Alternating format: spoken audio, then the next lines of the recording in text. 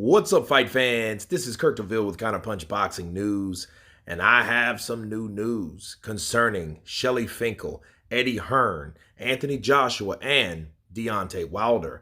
According to Wilder's manager, Shelly Finkle, he says that he gets along really well with Hearn, says he still never deliver Joshua. Shelly Finkle and Eddie Hearn have apparently patched things up, but that has not exactly led to a meaningful business transaction.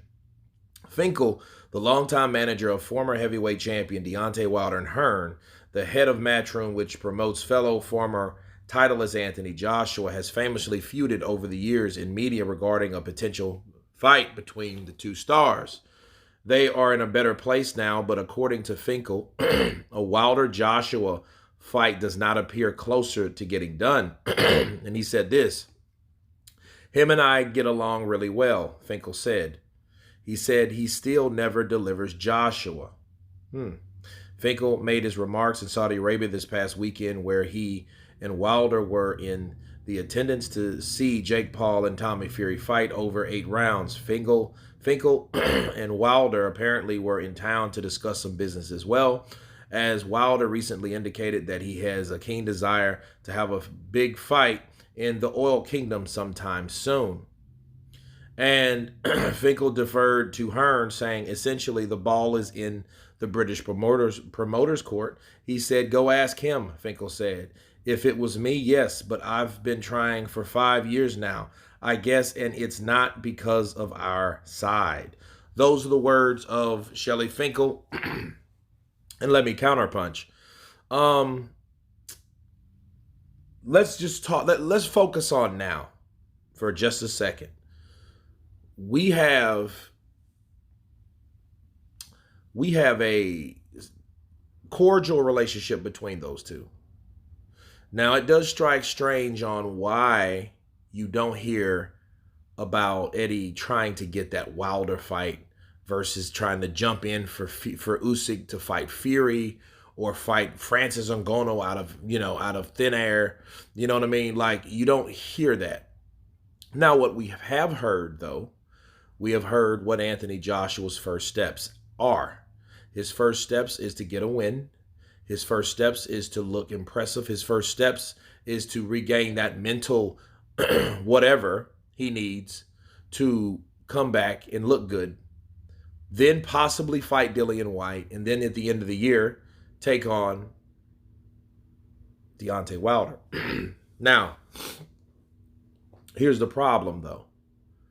I think that these guys are not on the same page, because I think as well as they get along, I don't think the communication is where it needs to be on both sides. Both. Okay?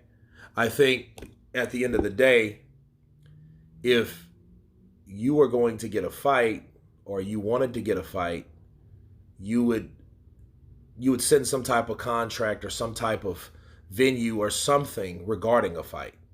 Not just talk to the media. You know, the media is one factor, but they are not anything important to a situation. Okay?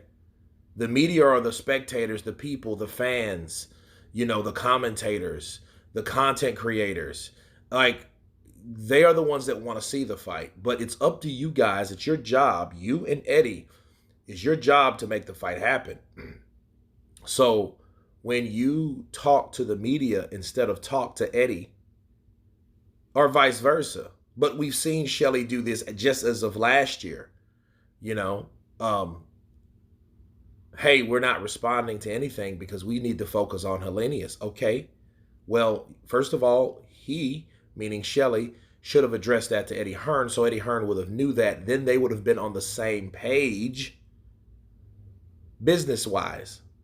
Okay? Then they would have known, no, we're going to wait, and then we're going to reconvene when and if Joshua beats Franklin, and then when and if, like last year, Wilder beat Hellenius. Then we can talk.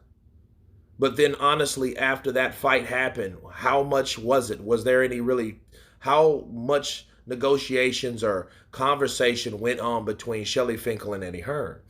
See, that's a big question. You don't know. So as of now, I just know that if Eddie Hearn and Shelly Finkle, if they want to get it done, bro, they'll get it done.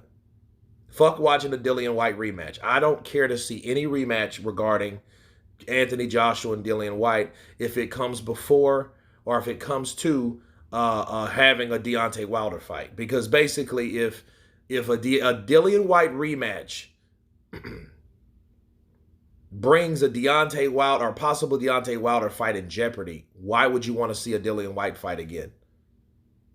You know, that same side of the street shit gets real old. Al Heyman has just drained that shit to the core, along with Bob Arum, along with Don King, along with now Eddie Hearn. You know, don't be that promoter that sets up the same fights and the same promotional companies and then we don't see anything.